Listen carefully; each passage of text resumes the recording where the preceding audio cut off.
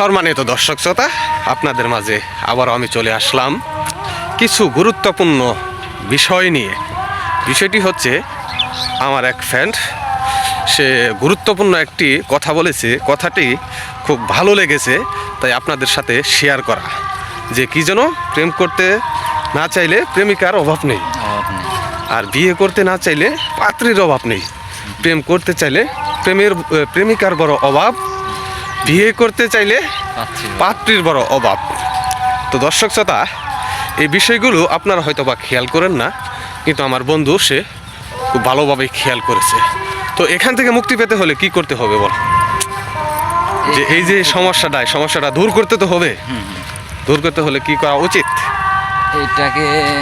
এইটাকে যদি দূর করতে যাও তাহলে অবশ্যই আমি যেটা মনে করি যে আসলে প্রেম জিনিসটা এটা মানুষের মধ্যে নাই, এটা সবার মধ্যেই থাকে না। হ্যাঁ, কিছু কিছু আছে যেগুলা রিয়েলিটিভাবে মানুষের মধ্যে হয়। আর যেটা হলো আসলে বিয়ে করাই হলো উত্তম। এখানকার তো পাত্রী পাওয়া যাচ্ছে না, বিয়ে করতে চাইলে পাত্রীর বড় অভাব। অভাব, তো এই অভাবটাকে কাটাতে হবে আস্তে আস্তে। দেখলে অবশ্যই আল্লাহ তাআলা সবার জন্যই রাখছে, তো আমরা হয়তো জায়গা মতো যাইতে পারতাছি না, এই জন্যই হয়তো নাই। তো হ্যাঁ, অবশ্যই হবে না যে এরকম কিছু না। তবে বেশিরভাগ ক্ষেত্রে ঘটে এটাই, যখন মানুষ চায় যে আমি দেখা গেছে যে আমি এখন আমি বিয়ে করবো না, দেখা যাইতেছে চারপাশে কোনো মেয়ে নাই, যে দিতে চাইতেছিল সেও এখন নাই, এরকম হয়ে যায়।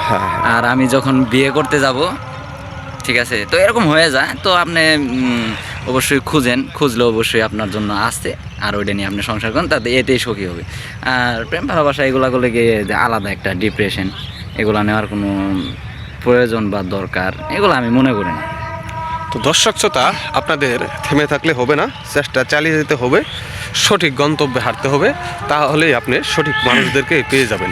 আমরা যখন কোনো একটা কিছুর প্রয়োজন হয়, সেই প্রয়োজনীয়তা পূর্ণ করার জন্য আমরা বেকুল হয়ে পড়ি। আসলে বেকুল হয়ে পড়া যাবে না, ধৈর্য ধরতে হবে এবং সঠিক মানুষটিকে খুঁজে বের করতে হবে। খুঁজে বের করলেই আপনার অবশ্যই সেই সমস্যাগুলো সমাধান হয়ে যাবে। এই বলেই আমার ভিডিও শেষ করছি। সবাই ভালো থাকবেন, সুস্থ থাকবেন। সবাইকে ধন্যবাদ। খোদা হাফেজ।